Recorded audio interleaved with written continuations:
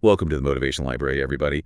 Today we're taking a deep dive into a real classic, Gulliver's Travels by Jonathan Swift. I mean, this book has been around for centuries, and it seems like people can't get enough of these crazy adventures and this like really biting satire. It's true. It really sticks with you, doesn't it? I think that's part of why it's still so popular. It's more than just a fun adventure story. It's a satire of human nature and society, you know? Definitely. And who better to explore all these human, weaknesses than Lemuel Gulliver. He's our surgeon and traveler who just can't seem to stay put. He goes on these 4 incredible voyages, and each one takes him to a totally different world. We're going off of what Gulliver himself wrote about his travels, and then there's this really cool letter that he wrote to his cousin. I love how Swift uses these fantasy settings, as a way to talk about society. He's really going after the people in power and making fun of how people act. He's not afraid to get controversial, I guess. Right. All right. So let's start with Gulliver's first trip to Lilliput. He's shipwrecked, and wakes up to find himself like a prisoner of these tiny people. They're only like 6 inches tall. We'll talk about a change in perspective. All of a sudden, he's this giant. They call him Man Mountain. It's really clever how Swift uses this difference in size to make fun of the English court and how politics works. Exactly. I mean, remember that whole debate the Lilliputians have about which end of a boiled egg to crack open? That seems like such a small thing, but it actually represents the religious conflicts that were dividing England at the time. Swift is saying, look how silly these disagreements are when you see them blown up like this. Oh, yeah. And then there's that hilarious scene where Gulliver puts out a palace fire with, well, let's just say he used a pretty interesting method. It's shocking, but it really shows how something that seems powerful can become ridiculous when you look at it differently. It definitely makes you realize that power and grandeur aren't always what they seem. And Swift's humor, it can be kind of shocking sometimes, but it's always deliberate. He's using these crazy scenarios to make us question our assumptions about ourselves, and the world around us. Now, Lilliput was all about politics and power, but Gulliver's second voyage is like the complete opposite. He ends up in Brobdingnag, the land of giants. Now he's the tiny one. Yeah, and now it's not so funny to be the odd one out, is it? He's treated like a pet, like a sideshow attraction. He even gets examined by the Brobdingnagian king and some scholars. They're fascinated, but also kind of disgusted by this tiny creature. It's almost like he's being punished for being so arrogant in Lilliput. Now that he's the plaything, he sees what it's like to be the outsider, the other, to be vulnerable. You're right. And Swift is using this, this size reversal to criticize human vanity. Our tendency to think we're more important than we actually are. Like when Gulliver describes the skin of a Brobdingnagian lady as hideous, all pores and blemishes, it makes you realize that beauty is in the eye of the beholder, I guess. It's a perfect example of how Swift takes something totally normal, something we wouldn't even think about, and makes it huge to show us how gross it really is. It's kind of disturbing, but it also makes you think. I agree. So we've seen Gulliver deal with extremes of power and size, in Lilliput and Brobdingnag. But his adventures don't stop there. His third voyage takes him to all these strange and amazing islands, each one kind of commenting on human ambition and our tendency to mess things up. This is where Swift's imagination really takes off. We're introduced to Laputa, this flying island, full of scientists and mathematicians who are, kind of absent-minded. They're so focused on these abstract theories, things that have no practical use at all. Yeah, it's a brilliant satire of intellectual arrogance, right? The pursuit of knowledge just for the sake of it. These Lilliputians, they're so caught up in their intellectual stuff that they're completely out of touch with the real world. They don't even see the suffering they're causing the people down below in Balnabarby. And then there's Glubbdubdrib, the island of sorcerers. Gulliver gets to summon historical figures from the dead. Sounds amazing at first, but it becomes a real letdown for him. Yeah, because he realizes that history is usually twisted. The heroes he admired are actually flawed, and the villains, they weren't all that bad.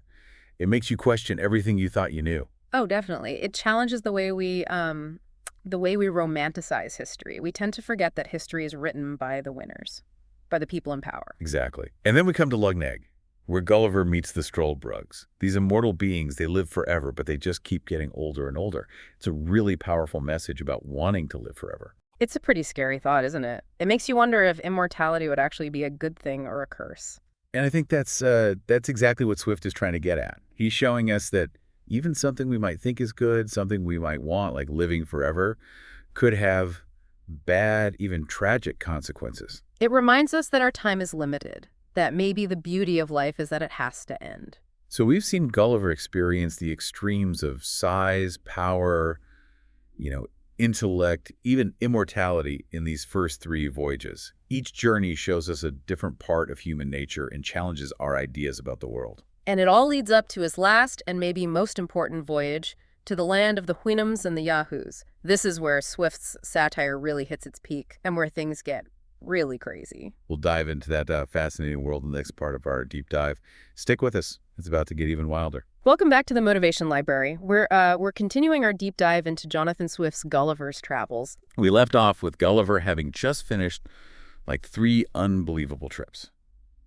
I mean, he's been a giant. He's been a miniature. He's seen everything from flying islands to people who can live forever.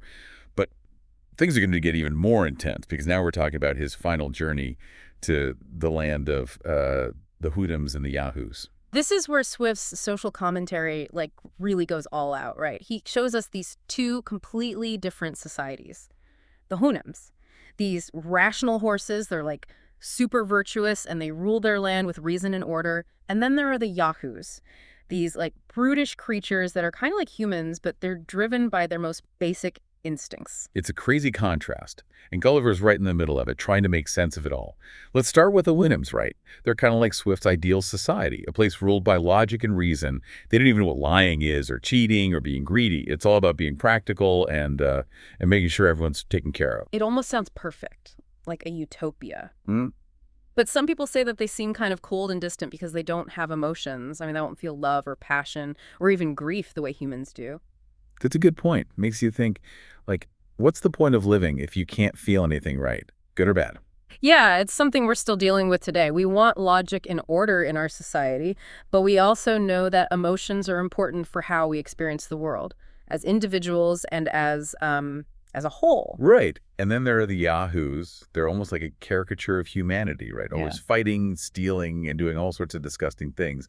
Swift really lays it on thick when he describes how ugly they are physically and morally. It's like he's saying, look, this is what humans are really like underneath all the fancy clothes and manners. And what's really disturbing is that Gulliver, even though he's grossed out by the Yahoos, he starts to see himself in them. Like, humans aren't that different. Yeah, that's where Swift's satire really hits you hard.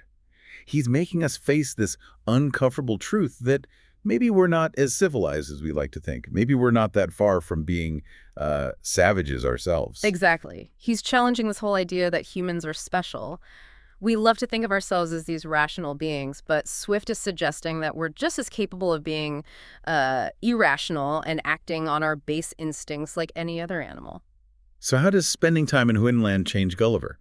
I mean, he lives with these noble horses for years, watches how they live, even starts acting like them. He gets so caught up in their way of life that he starts to hate being human. He even sees his own family as Yahoos, and that's what leads to his mental breakdown and isolation in the end. Pretty tragic when you think about it. He goes from this curious adventurer to a guy who can't stand to be around other people. He'd rather talk to horses than his own wife and kids. It shows how extreme ideas can distort how we see the world and make us self-destruct. It's a warning about getting too attached to ideals that aren't realistic. Some people think that Gulliver ending up like that is Swift's way of showing his own cynicism about human nature.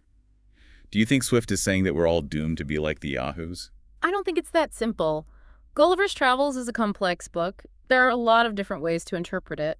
But I do think Swift wants us to look closely at ourselves, to question our ideas about being rational and moral, and to think about what happens when ambition goes unchecked and societies get messed up. So it's not about becoming like the Houyhnhnms and just being these emotionless creatures who only use logic, right? Yeah.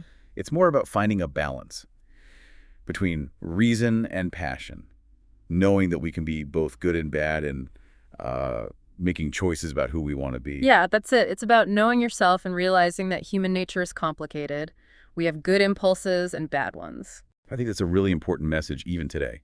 Hundreds of years after Swift wrote this book, it's a timeless exploration of what it means to be human, and it still speaks to people. We've traveled to these crazy places, met strange creatures, and really wrestled with some big questions about what it means to be human.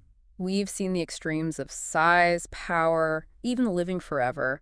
Each of Gulliver's voyages has been a different way to look at human nature and how societies work. And in this last trip to Winland, Swift really forces us to look at the dark side of ourselves. He makes us question our ideas about reason, morality, and what it really means to be human. Gulliver's journey might end in sadness, but I think there's still hope for the rest of us, right? We can Right. learn from his mistakes, laugh at how clever Swift is, and use this satire to become better versions of ourselves. Definitely. And to really understand what Swift is trying to say, I think we need to take a closer look at some specific passages and quotes. That's what we'll do in the last part of our deep dive. Join us as we finish our exploration of Gulliver's Travels. Welcome back to the Motivation Library for the last part of our deep dive into Gulliver's Travels. We've really gotten into this satirical masterpiece, haven't we? We have. We've seen Gulliver experience some pretty extreme stuff. Size, power, even immortality. But it's that last voyage to Houyhnhnm land that really makes you think. It's such a powerful and disturbing picture of human nature, laid bare. And I think to really get what Swift is doing, we should look at some specific passages and quotes, really get to the heart of his message. Yeah, definitely. I mean, Swift used words like weapons, right? There's so much good stuff in this book. It's hard to pick just a few. I know, right? But let's see if we can find some that really highlight those key themes we've been talking about. Okay, one that really got to me was from Gulliver's letter to his cousin. He's trying to convince him that his story is true, and he says, "And is there less probability in my account of the Houyhnhnms or Yahoos when it is manifest as to the latter? There are so many thousands, even in this country, who only differ from their brother brutes in Houyhnhnmland because they use a sort of jabber and do not go naked." Wow. That's a pretty strong statement. He's saying that the only difference between humans and yahoos is like superficial. Yeah, that's Swift at his most provocative. He's not holding back, making us see our own hypocrisy. There's another passage I really liked. It's in Brobdingnag, after the king has heard Gulliver describe English society, and he just lays into humans. He says, "I cannot but conclude the bulk of your natives to be the most pernicious race of little odious vermin that nature ever suffered to crawl upon the surface of the earth." Ouch. That's gotta hurt, especially coming from this wise and gentle giant. It's such a great use of satire, using this being that's supposed to be superior to humans to show all our flaws. It really makes you wonder who the real savages are, doesn't it? Absolutely. And it reminds me of that part in Lilliput where Swift uses the ridiculously high heels of those two political groups to make fun of English politics. He takes something that seems important and makes it seem totally absurd. There's a quote from the end of the book I want to bring up. Gulliver's back in England, and he's having a hard time adjusting to human society again. He says, "When I behold a lump of deformity and diseases, both in body and mind, smitten with pride, it immediately breaks all the measures of my patience. Neither shall I be ever able to comprehend how such an animal and such a vice could tally together." This shows how much his experience in Houyhnhnmland changed him. He's seen what he thinks is real virtue and rationality, and he just can't stand the flaws and hypocrisy of humans anymore. And it's not just any flaw, it's pride. It's like he sees pride as the root of all the bad stuff humans do. It is interesting that he focuses on pride, right? We usually think of pride as a good thing, but here it's like this force that blinds us to our own faults. Right. It reminds us that even good qualities can become bad if you take them too far. So after this deep dive into Gulliver's Travels, what do you hope our listeners take away from it? I think Swift wants us to always be looking at ourselves, questioning our assumptions about ourselves and the world, and trying to build a society that's more rational and compassionate. It's tough, but it's something to aim for. It's a reminder that we can be really good or really bad, and we have to choose which way we want to go. Gulliver might have gotten lost in his search for reason, but I think there's hope for the rest of us. We can learn from his mistakes, try to find that balance between reason and passion, intellect and empathy. And we can use Swift's satire to look at ourselves and our society and see where we can do better. That's what great literature does, right? It gets us talking, makes us think, and stays with us long after we're done reading. I agree. And so we come to the end of our deep dive into Gulliver's Travels. We hope you enjoyed this journey through Swift's satirical world. If you haven't read it yet, I really recommend picking up a copy. It's an experience you won't forget. And make sure to check out other episodes of the Motivation Library for more deep dives into literature and big ideas. Until next time, keep exploring.